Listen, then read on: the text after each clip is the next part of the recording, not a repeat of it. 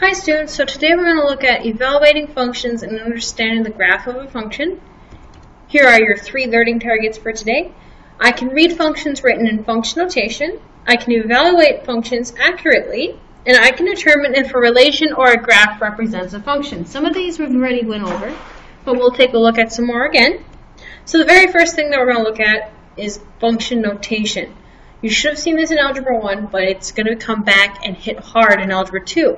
So often these function rules that are y equals 3x plus 4, they're going to be written in function notation. Basically, y is going to be replaced with the name for the function. Kind of like I'm named Alicia and you're named, let's say, Bob. Functions can have names too. So in this case, this function's name is f. So his name is at the front. X is what we're going to put into f. So x is the input value that's going to go into f. Now, you're asking, 3x plus 4, that's the rule of the function. That's actually what we're going to do once we find out what x is. This f of x here, you're going to say, what are we going to write there? F parentheses x, what is that, f times x? Actually, it's not. It's the value of f at point x. I like to call it f of x. I think it's a lot easier to say that way, but you could say the value of f at x is, that might help you a little better just to remember so it's not f times x, okay? So let's actually kind of look at this. Back when you used to do it, you would just say evaluate each for x equals -2. So basically what you did is you took this and you take that -2 and you popped it in for x, right? So I'm going to go -3 times -2 plus 7. So -3 times -2, because remember, you're going to do PEMDAS. So you're always going to do multiplication and then division, addition, and subtraction.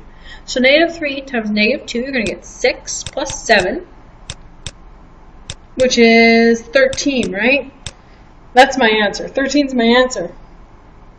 What about g of x? So I need to take -2 and plug it in for x. So I have -2 squared plus 2 times -2 minus 10. So notice how I put that -2 in parentheses, just so I don't forget about that negative. So I do my exponents first. So -2 squared. What's -2 times -2? That's 4, right? And then 2 times -2, that's -4 minus 10. So 4 plus a -4, or just basically 4 minus 4, that's 0. And 0 minus 10, well, that's -10. So my answer for this particular problem would be -10. So f at -2 is equal to -10, or g, excuse me. G at -2 is -10. Here's actually the other way you're going to see it. So notice how it's f parentheses -4. So that's f at 4. So what is the function's f's value at -4? So let's take a look. I'm going to write that. F of -4 equals. So what I'm going to take, I'm going to take this -4 and I'm going to put it in for this x right here. So -3 times -4 plus 7. Okay, so I took that -4 and put it in for the x. -3 times -4, well, that's just 12 plus 7. 12 plus 7, that's 19. So my answer is 19. So f of -4 equals 19. That's just the nice way to write it out. Now, let's try it again. They want g and they want -1. So into g, I'm going to plug -1 as an x. So g of -1 is equal to -1 squared plus 2 times -1 minus 10. So -1 squared, -1 times -1, well, that's a positive 1. 2 times a -1 is a -2, and then minus 10. So 1 minus 2 is a -1, minus 10. -1 minus 10, that's -11. So I know g of -1 equals -11. Pretty slick, right? Now, what about graphs of a function? We're going to be looking at graphs, and we're going to want to know, is it a function or not? So, very first thing, notice how I'm gathering information about people and their height. So I look at Joe and I say, oh, you're 6 feet. Amy, she's about 5.75. Bill, he's only 5 feet, and so is Ryan, and so is Tom. So I'm going to look at this, and I see, does every x value, aka, does every person only have one height? Well, of course they do, right? I can't have 2 different kinds of height. So this has got to be a function, right? Each x value has only one y.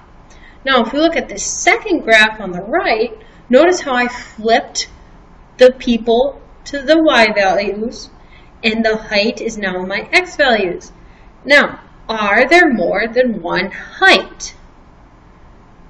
Is more than one person the same height? And it's the case, right? Notice how Bill and Ryan are the same height.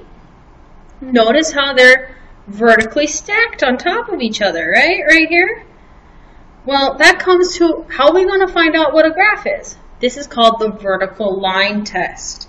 The vertical line test says this. A relation is a function if a vertical line drawn through its graph passes through any one point. So it has to be just one point. It can't be 2 points, 3 points. It has to be just 1 point. So what basically you're going to do? You're going to take a pencil and you're going to move it from left to right. If it crosses more than 1 point on your graph, it's not a function. It's pretty simple actually. So let's take a look at a few examples. Notice how I have my graph here. Okay? I'm going to take my pencil and I'm going to move it across the graph. Didn't hit anything there, so we're still good. Let's move again. Oh no, look at that. I hit 2 dots on the same one. So is it a function?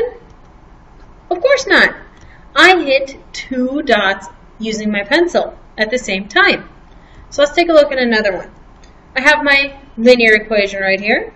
If I move it here, just hit once right there, and I just hit once there. Did I hit more than 1 point on the graph at a given time? No, I didn't, right? I only hit 1 point at each time. So this guy is a function, which is wonderful, right? What about this? I have a circle here. So we're going to take my pencil. Right there, I'm only hitting once. Right there. Look, I'm hitting twice.